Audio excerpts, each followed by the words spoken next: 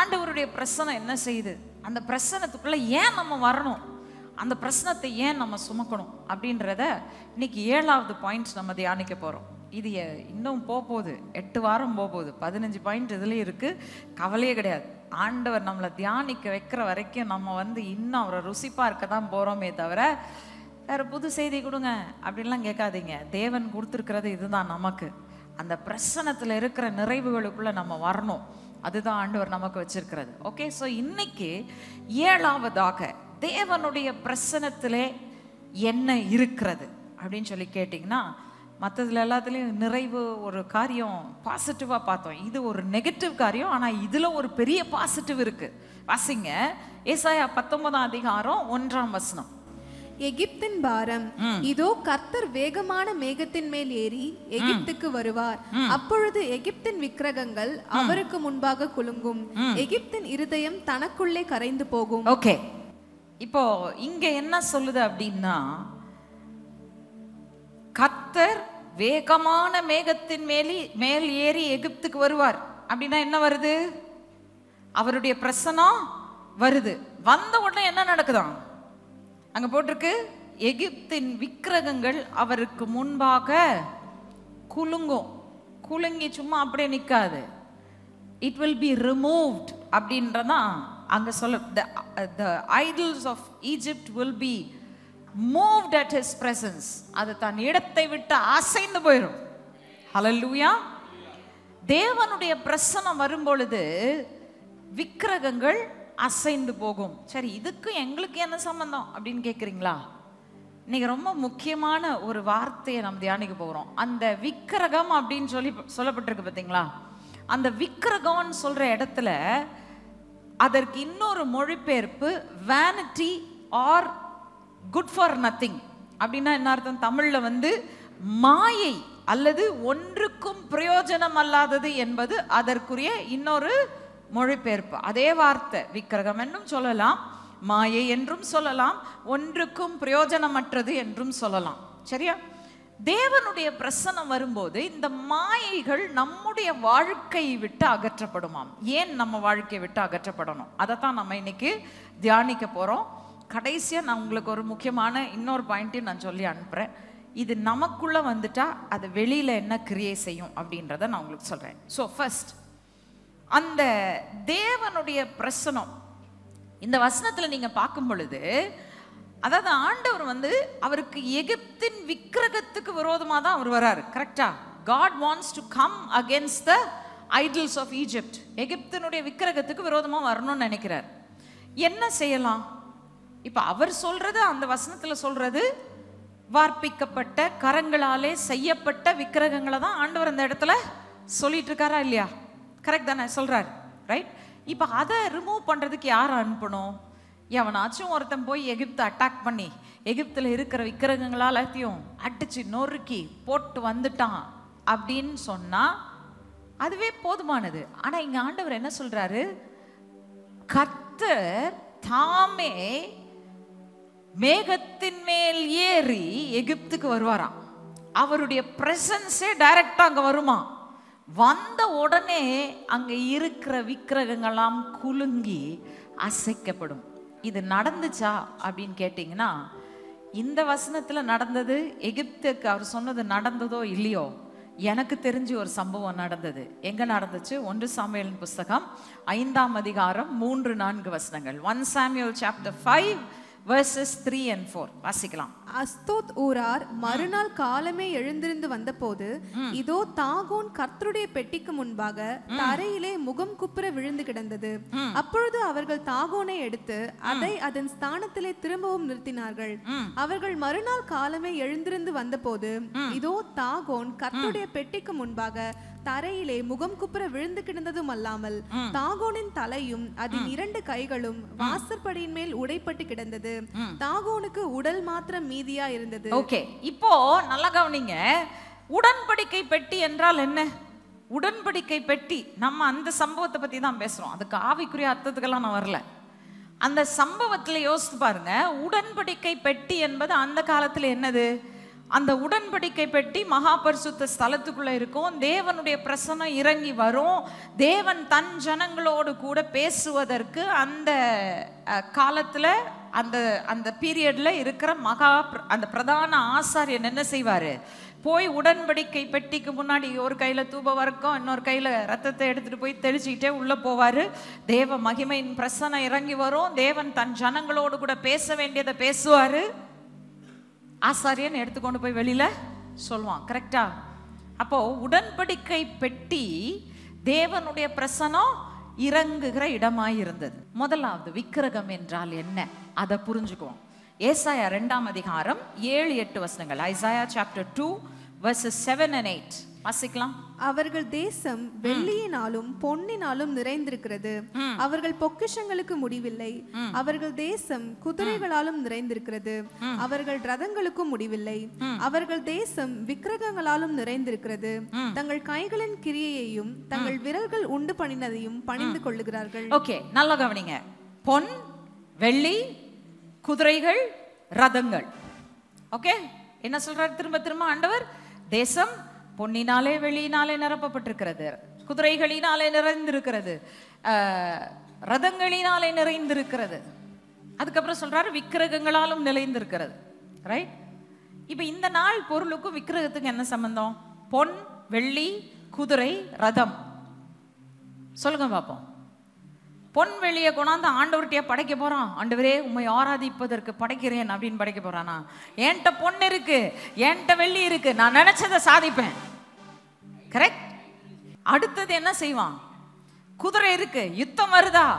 ஆண்டவரே நான் உண்மையெல்லாம் எதிர்பார்க்க மாட்டேன், என்கிட்ட குதிரை இருக்கு, என்கிட்ட ரதம் இருக்கு, என்னால யுத்தம் செய்ய முடியும். I can do it. இது கொஞ்ச காலமா ரொம்ப உலகத்துல இருந்த ஒரு வார்த்தை போயிருச்சு. அது you can do it, I can do it, you can do it. இன்னைக்கு ஒருத்தராலையும் do it பண்ண முடியாதுன்னு ஒரு கொரோனா காட்டிட்டு போயிருச்சு. அல்லேலூயா. ஒரு கொரோனா காட்டிருச்சு, ஒன்னால ஒன்னத்தையும் கழட்ட முடியாது. keep quiet, shut up அப்படின்னு சொல்லி கொரோனா நமக்கு காட்டிட்டு போயிருச்சு. புரியுதா உங்களுக்கு? மனுஷருக்கு விக்கிரகம் என்பது என்ன? வேற ஒண்ணு இல்லை, என் கைபலன், என் சாமர்த்தியம், எனக்கு இருக்கிற பொக்கிஷம், எனக்கு இருக்கிற சொத்து, எனக்கு இருக்கிற அந்தஸ்து, எனக்கு பின் இருக்கிற பணபலம் இருக்கா? இதெல்லாம் இதை இன்னமும் நீங்க நம்பிட்டு இருந்தீங்கன்னா உங்க வாழ்க்கையில இன்னமும் விக்கிரகம் இருக்கு. We are called to depend on him for everything. ஆனா மனுஷன் என்ன செய்றான்? தேவனை சார்ந்திருப்பதை விரும்பாமல் தன் கைகளின் கிரியைகளை அவன் சார்ந்திருக்கிறான் என்று சொல்லி நாம் பார்க்கிறோம். இதுதான் இஸ்ரவேல் ஜனங்க பண்ணாங்க. வாசிங்க அப்போஸ்தலர் 7ஆம் அதிகாரம் 41ஆம் வசனம். Acts chapter 7 and verse 41. அந்நாட்களில் ஒரு கன்றுக்குட்டியை உண்டு பண்ணி அந்த விக்கிரகத்திற்கு பலியிட்டு தங்கள் கையின் கிரியைகளில் களி கூர்ந்தார்கள். ஓகே, இப்போ இங்க என்ன சொல்லுது? அந்நாட்களில் ஒரு கன்றுக்குட்டியை உண்டு பண்ணி அந்த விக்கிரகத்திற்கு பலியிட்டு, அடுத்த வார்த்தை என்ன சொல்லுது? என்ன சொல்லுது? பக்கத்துல இருக்கவங்க கையை பிடிச்சி குலுக்கி சொல்லுங்க, அவர்கள் கைகளின் கிரியைகள்ல களி கூர்ந்தார்களாம். ஏசாயா 2 வாஸ்தம் என்னது? தங்கள் கைகளின் கிரியைகளை அவர்கள் பணிந்து கொண்டார்கள், ஆராதித்தார்கள்.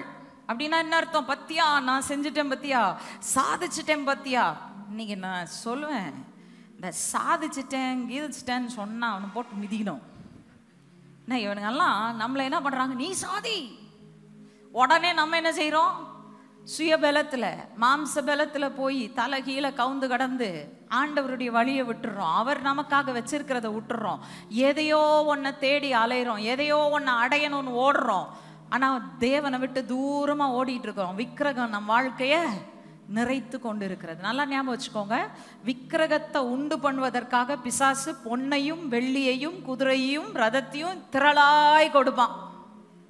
நம்ம நினைச்சுக்கிறது கர்த்தர் ஆசீர்வதிக்கிறார். கர்த்தர் எங்க ஆசீர்வதிக்கிறார்? பிசாசு கொடுத்து போ போ போ, ஓடு ஓடு, தேவனை விட்டு தூரம் ஓடு ஓடு ஓடுன்னு சொல்லி என்ன செய்யறான்? கொடுக்குறான். புரியுதுங்களா? எத்தனை பேருக்கு புரியுது? உங்க மாம்ச பலத்தை சார்ந்து கொண்டு இருக்கிற ஒவ்வொருத்தருக்கும் இது புரியுது எனக்கு. இப்ப ஏன் கம்முன்னு இருக்கீங்கன்னு?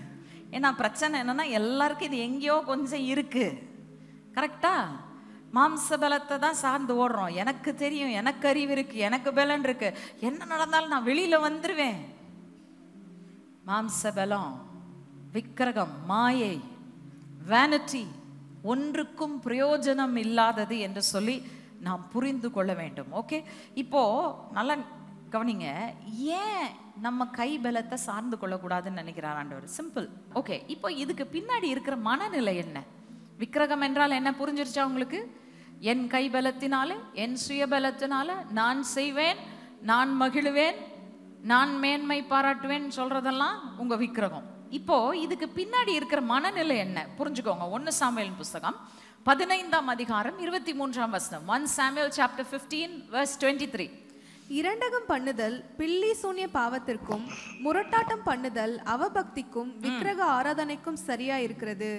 நீர் கர்த்தருடைய வார்த்தையை புறக்கணித்தபடியினாலே அவர் உம்மை ராஜாவா இராதபடிக்கு புறக்கணித்து தள்ளினார் என்றார். ஓகே, சிம்பிளா சொல்ல போனா அந்த விக்கிரக ஆராதனைக்கு பின் இருக்கக்கூடிய மனநிலை என்ன?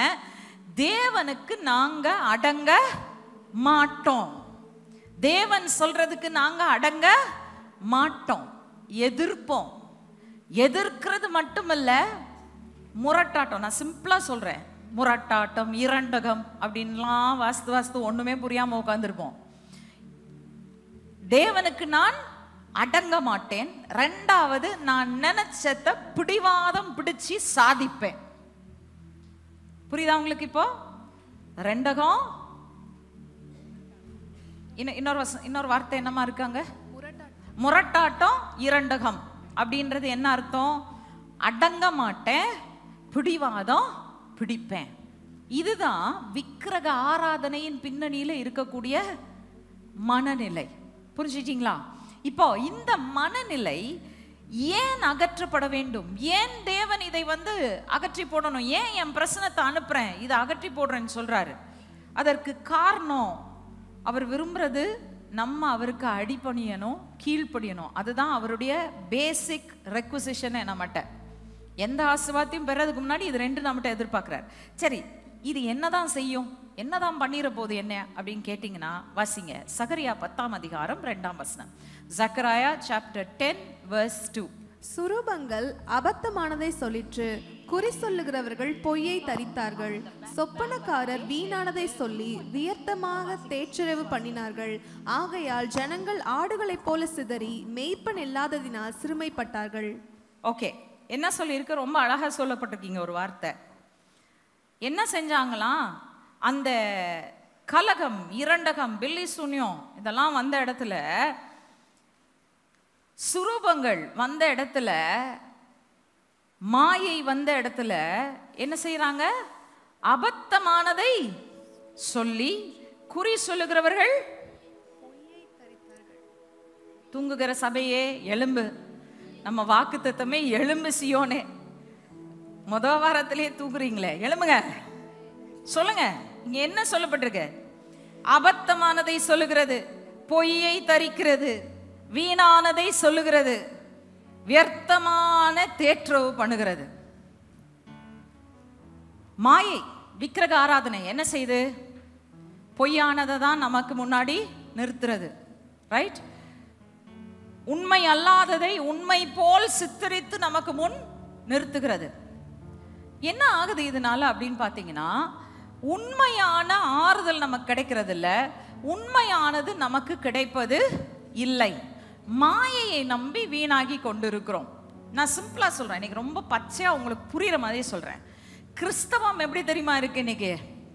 ஆண்டவரே, என் கைகளின் கிரியையை ஆசீர்வதியும், நான் செய்வதை ஆசீர்வதியும், என் காரியத்தை வாய்க்க பண்ணும், நான் நினைக்கிறதை எனக்கு தாரும். எங்கேயோ மாறுறோம் இல்லையா? ஆண்டவரே, எனக்காக இதை கொஞ்சம் செஞ்சிருங்களேன், இதை கொஞ்சம் செஞ்சிருங்களேன், உங்க பிள்ளை இல்லை நான், எனக்காக செஞ்சிருக்கேன், நீ எப்படியோ நைஸ் பண்ணினாச்சும் வாங்கணும்னு நினைக்கிறோம். கரெக்ட் தானே? ஆண்டவர் சொல்றாரு, மாயையானது ஒருபோதும் உண்மையான ஆசீர்வாதத்தையும் ஆறுதலையும் கொண்டாடாது. ஆகவே என்ன ஆயிடுச்சு அங்க சொல்றாரு பாருங்க, நீங்கள் எப்படிப்பட்ட நிலையில இருக்கிறீங்க? ஆடுகளை போல சிதறி மெய்ப்பன் இல்லாததினாலே சிறுமைப்பட்டு போகிற நிலை. சிறுமைப்படுகிற நிலை. காரணம் என்ன? உண்மையான ஒரு மெய்ப்பன் இருக்கிறாரு, அந்த மெய்ப்பனை விட்டாச்சு. நல்ல மெய்ப்பன், ஜீவனை கொடுத்த மெய்ப்பன் இருக்காரு, அவரை விட்டாச்சு.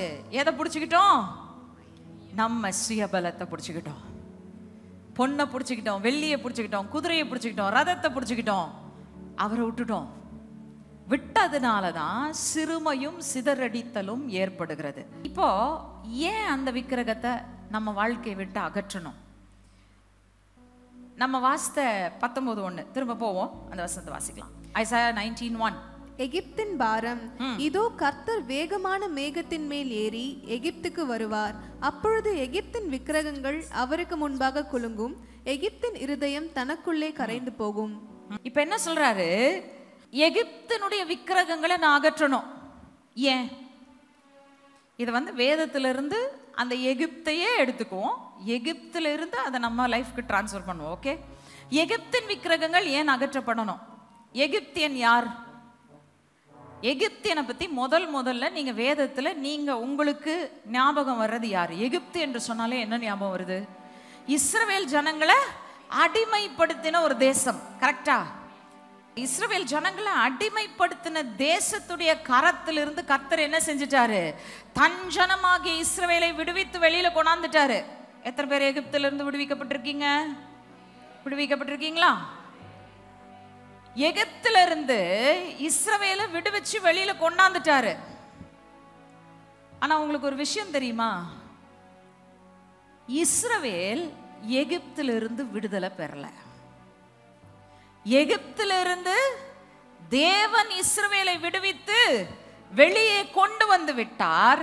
ஆனால் இஸ்ரவேலோ தன் காலம் முழுவதிலும் எகிப்தை விட்டு விடுதலை பெறவில்லை. நான் கதை சொல்லல, நான் புதுசா நூதனமா ஒன்றும் சொல்லல, வேதத்திலிருந்து நான் உங்களுக்கு காண்பிக்கிறேன். முதல்ல எடுத்துக்கலாம். எங்க வனாந்திரத்துக்கு வந்திருக்காங்க. வனாந்திரத்துல என்ன நடந்தது? என்னாகமத்தின் புஸ்தகம் 11ஆம் அதிகாரம் 5-6 வசனங்கள். Numbers chapter 11 verses 5 and 6. நல்லா தியானிச்சு வாசிங்க, ஏன்னா இதை நம்ம வாழ்க்கைக்கு அப்ளை பண்ணி பார்த்தே ஆகணும் நம்ம. Read it. Numbers 11:5-6. நாம் எகிப்திலே கிரயமில்லாமல் சாப்பிட்ட மச்சங்களையும் வெள்ளரி காய்களையும் கொம்மட்டி காய்களையும் கீரைகளையும் வெங்காயங்களையும் வெள்ளை பூண்டுகளையும் நினைக்கிறோம். இப்பொழுது நம்முடைய உள்ளம் வாடி போகிறது. இந்த மன்னாவை தவிர நம்முடைய கண்களுக்கு முன்பாக வேறொன்றும் இல்லையே என்று சொன்னார்கள். ஓகே, நல்லா கவனிங்க. இதுதான் விக்கிரகத்தினுடைய மாயை. அதாவது நீங்க யோசிச்சு பாருங்க, வனாந்திரத்துல நடந்துட்டு இருக்கான். கரெக்டா? வனாந்திரத்துல ஆண்டவர் இவங்களுக்கு என்னெல்லாம் பண்ணாரு? தேவன் அவங்களுக்கு செய்யறதெல்லாம் யோசிச்சு செய்யறாரு. பகலிலே மேகஸ்தம்பம். ஏன்? வனாந்திரத்துல வெயில் கொளுத்தும், அவங்களால நடக்க முடியாது, சோர்ந்து போயிருவாங்க, மயக்கம் வந்துடும். மேகஸ்தம்பத்தை அனுப்பு, என் ஜனத்தை மூடு. நைட்ல அக்கினி ஸ்தம்பம். ஏன்? வெளிச்சம் வேணும். மிருகம், காட்டு மிருகம், நாட்டு மிருகம் எது வந்தாலும் இவங்களை பாதுகாக்கிறதுக்கு நெருப்பா நாங்க நிற்பேன். சத்ரு வந்தாலும் இருப்பேன் நானு. யோசித்தார ஆண்டவர், யோசித்து செய்யறாரு. அப்போ மன்னாவை கொடுத்தாரு. அந்த மன்னா எப்படிப்பட்டதா இருந்திருக்கும்? இவன் வனாந்திரத்துல நடந்து போகும்போது அவன் போற வழிக்கு தேவையான பலன், அவனுக்கு தேவையான வைட்டமின்ஸ், மினரல்ஸ், ஐயோ கேடுகட்ட பயல நமக்கு கொடுத்துருந்தானுங்கன்னா நம்ம சாப்பிட்டு பலன் அடிச்சிருப்போம். இவங்க அதை விட்டுவிட்டு எதை யோசிக்கிறாங்களோ? இலவசமாய் கிடைத்த மச்சங்கள். என்னவோ பார்வோன் கொடுத்து வா வா வா வா இஸ்ரவேலர் எல்லாம் வாங்க, டெய்லி என் பேலஸ்க்கு வாங்கப்பா, 1/2 கிலோ மீன் ஃப்ரீ, எல்லா வீட்டுக்கும் ஃப்ரீ. இன்னைக்கு கொடுக்குற ஃப்ரீ மாதிரி என்னமோ கொடுத்த மாதிரி. கல்லை விட்டுறதுக்கே அவன் என்ன கொடுக்கல? வைக்கோலையும் அதற்கு தேவையான அந்த மண்ணையும் அவன் கொடுக்கல. இவன் போய் தேடிட்டு வந்தான். களிமண்ணை தேடி எடுத்து அவன் பிரிக்ஸை வெட்டி கொடுக்குறான் பார்வோனுக்கு. கரெக்ட் தானே? என்ன முழிக்கிறீங்க என்னை பார்த்து? என்ன செஞ்சான் பார்வோனு? அவன் ராஜ்யத்தை கட்டுறதுக்கு, அவனுக்கு ஸ்டோர் ஹவுஸ் கட்டுறதுக்கு தேவையான செங்கலை கொடுக்கல. செங்கலை உண்டாக்குறதற்குரிய ரா மெட்டீரியல் கொடுக்குற. அவன் சொல்றான், போய் தேடி எடுத்துட்டு வா. ஆனாலும் நீ அதே அளவு செங்கல் தான் வெட்டி கொடுக்குறோம். இந்த பார்வோனா இலவசமா மீன் கொடுக்குறான். இலவசமா மீன் எங்க இருந்துங்க வந்திருக்கும்? இவன் போய் நைல் நதியில தூண்டில் போட்டு அல்லது வலையை போட்டு பிடிச்சிட்டு வந்து வீட்டில் சுட்டு சாப்பிட்டாதான் மீன். புரிஞ்சதா? என்னது இது? திரும்ப கைபலன். எத்தனை பேருக்கு புரிஞ்சது? இலவசமாய் மீன் சொல்றான், ஆனா அவன் கைபலன், அவன் பிரயாசம் அதுல இருந்தது.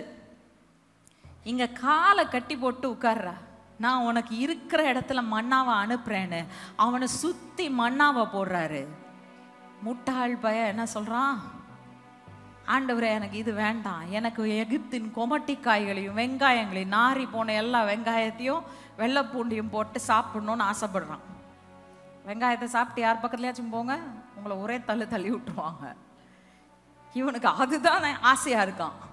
ஆண்டவர் கொடுக்குற மண்ணா, அந்த மண்ணாவை அழகா டிஸ்கிரைப் பண்ணியிருக்காங்க. அதனுடைய ருசி இப்படி இருக்கும், அதனுடைய மனம் இப்படி இருக்கும், அவ்வளோ அழகா டிஸ்கிரைப் பண்றாங்க. உங்களை தம்மண்டையிலே சேர்த்து கொண்டதற்கு ஒரு நோக்கம் இருக்கிறது. சரி, ஏன் அவர் பிரச்சனத்துல வரணும்? ஏன் பிரச்சனத்தை சுமக்கணும்? ஏன் இந்த விக்கிரகங்கள் அழிக்கப்படணும்? இதனுடைய விளைவுகள் என்ன? ஏசாயா 2:11, ஐசாயா chapter 2 verse 11 ஞாபகம் வச்சுக்கோங்க. நம்ம ஏற்கனவே 2ஆம் அதிகாரத்துல 7-8 வசனங்கள் வாசித்தோம். அங்க என்ன சொல்லிச்சு? மனுஷர் தங்கள் கைகளின் கிரியைகளை வணங்கினார்கள், மேன்மை பாராட்டி அதை வணங்கினாங்க அப்படின்னு சொன்னதுக்கு அப்புறம் தான் இந்த வசனம் வருது. சோ அதனுடைய தொடர்ச்சி தான் இது. ஏன் அந்த விக்கிரகங்களை அழிக்கிறார்? வாசிக்கலாம். ஏசாயா 2:11. நரரின் மேட்டிமையான கண்கள் தாழ்த்தப்படும், மனுஷரின் வீராப்பும் தனியும், கர்த்தர் ஒருவரே அந்நாளில் உயர்ந்திருப்பார். ஓகே, என்ன சொல்லுது? மேட்டிமையான கண்களை தாழ்த்தி போடுவேன், வீராப்பெல்லாத்தையும் கிழிச்சு போட்டுருவேன். ஹல்லேலூயா. எதுக்காக? நம்ம தாழ்மையாய் இருந்தால்தான் நமக்குள் இருந்து கர்த்தர் உயர்ந்திருக்க முடியும். விக்கிரகத்தின் கிரியை உங்களுக்குள் இருக்கிற வரைக்கும் நீங்க உங்களையே தான் உயர்த்துவீங்க. ஆனா என்னைக்கு தேவ பிரசன்னத்துல வந்து அவருடைய பிரசன்னத்தினால் அந்த விக்கிரகங்கள் அசைந்து போகிறதோ அன்றைக்கு நீங்கள் உங்களை அல்ல அவரை மேன்மைப்படுத்துவீர்கள். ஹல்லேலூயா. You will lift him up. நான் என்னவானாலும் பரவாயில்ல, என் ஆண்டவர் மட்டும் உயர்ந்து இருக்கணும். விலையேற பெற்றவர், அவர் உயர்ந்திருக்கணும். நல்லா ஞாபகம் வச்சுக்கோங்க. கர்த்தர் உயர்ந்திருப்பார், ஆனால் மெய்யாகவே அவர் தான் ஆளுகை செய்றாரு. இல்லையா? நீங்க தேவ பிரசனத்தை நாடி வந்து அந்த பிரசனத்துக்குள்ள வந்து வரதுக்கு 3 கண்டிஷன் சொல்லிட்டேன். கீழ்ப்படிதல், வெளிப்பாடு, அழைப்பின் உறுதி. 3 இருந்தா பிரசனத்துக்குள்ள வர்றது மட்டும் இல்ல, பிரசனத்தை சுமந்து கொண்டு போகிறவர்களாய் இருப்பீர்கள். நீங்க சுமந்து போனீங்கன்னா கர்த்தர் மகிமைப்படுவார். நீங்கள் தாழ்மையோடு கூட இருப்பீர்கள். தாழ்மையுள்ளவனுக்கு கர்த்தர் கிருபை அளித்து கொண்டே இருப்பார். கிருபை மட்டும் போதுங்க. கிருபை இருந்தா எல்லாமே வாழ்க்கையில இருக்கும். கிருபை இல்லைன்னா ஒண்ணுமே கிடையாது வாழ்க்கையில. 2வதாக, ஏன் நீங்கள் அந்த பிரசனத்துக்குள்ள வரணும்? ஏன் சுமக்கணும்? ஏன் விக்கிரகங்கள் அழிக்கப்படணும்? 2 கொரிந்தியர் புஸ்தகம் 6ஆம் அதிகாரம் 16ஆம் வசனம். 2 Corinthians 6:16. தேவனுடைய ஆலயத்துக்கும் விக்கிரகங்களுக்கும் சம்பந்தம் ஏது? நான் அவர்களுக்குள்ளே வாசம் பண்ணி அவர்களுக்குள்ளே உலாவி அவர்கள் தேவனாயிருப்பேன், அவர்கள் என் ஜனமாய் இருப்பார்கள் என்று தேவன் சொன்னபடி நீங்கள் ஜீவனுள்ள தேவனுடைய ஆலயமா இருக்கிறீர்களே. எத்தனை பேருக்கு ஆசையா இருக்கு ஆண்டவருடைய ஆலயம் சொல்லப்படணும், எனக்குள்ள அவர் வாசமா இருக்கணும், நான் அவர் ஜனம், அவர் என் தேவன் சொல்லி உலகம் சொல்லணும்னாக்கா உங்களுக்குள்ள விக்கிரகம் இருந்தா நீங்க அதை செய்யவே முடியாது. You cannot have a truck with darkness if you want to display the light. வெளிச்சத்தை வெளிக்காட்டணும்னா விக்கிரகத்தை உள்ள வச்சுக்கிட்டு நீங்க வெளிச்சத்தை வெளிக்காட்ட முடியாது. விளங்குதா? மாயையை உள்ள வச்சுக்கிட்டு நீங்க வெளிச்சத்தை வெளிக்காட்ட முடியாது. மெய்யானதை நீங்கள் ஒருபோதும் உலகத்திற்கு கொடுக்க முடியாது. அதனாலதான் ஆண்டவர் சொல்றாரு, நான் உள்ள வந்தேன்னா, என் பிரசனம் வந்துச்சுன்னா தாகம் விழுந்து தலகுப்புற விழுந்து ஒட்டஞ்சி நிர்மூலமான மாதிரி உங்க வாழ்க்கையில இருக்கிற விக்கிரகங்கள் எல்லாம் முறிந்து விழுந்து ஓடிப்போம். அல்லேலூயா. 3வதாக சங்கீதம் 119:29 வாசிமா. Psalm 119 verse 29. பொய் வழியை என்னை விட்டு விலக்கி உம்முடைய வேதத்தை எனக்கு அருள் செய்யும். ஓகே, வேதத்தை கற்றுக்கொள்ளணும். நான் பொய் வழின்னு சொல்லி போட்டிருக்கு பார்த்தீங்களா? அந்த இடத்துல விக்கிரகம் என்ற வார்த்தை வருகிறது. the same word that is used for விக்கிரகம், அதுதான் அங்க வருது. பொய் வழியை என்னை விட்டு விலக்கி. ரைட்? என்ன சொல்றாரு? அது விளக்குனாதான் என்ன வரும்? உம்முடைய வேதத்தை எனக்கு நீர் அருள் செய்ய முடியும். வேதத்தினுடைய முக்கியத்துவம் என்ன? அதுதான் எல்லாம், அதுதான் நமக்கு போஜனம், அதுதான் தேவனுடைய சத்தத்தை நமக்கு கேட்க பண்ற பொருள். விளங்குதா? The word of God. அதை நம்ம கேட்கணும், காதார கேட்கணும், உள்ளத்தால புரிஞ்சுக்கணும், அதுல நடக்கணும். அப்படின்னா எனக்குள்ள பொய் வழி, மாயை, விக்கிரகம் அகற்றப்பட்டால்தான் நான் அந்த மெய்யான வழிக்குள் நான் வர முடியும். இதனுடைய முக்கியத்துவம் என்ன? உங்க வாழ்க்கையில நீங்க மாயைய, விக்கிரகத்தை மேற்கொண்டு நீங்க ஜெயம் எடுத்தீங்கன்னா, தேவ பிரசனத்தை சுமந்து கொண்டு போகிறவர்களா இருக்கிறீங்கன்னா, நீங்க போய் நிக்கிற இடத்துல தாகோன்கள் முகம் குப்புற உங்களுக்கு முன்பதாக விழும். ஹல்லேலூயா.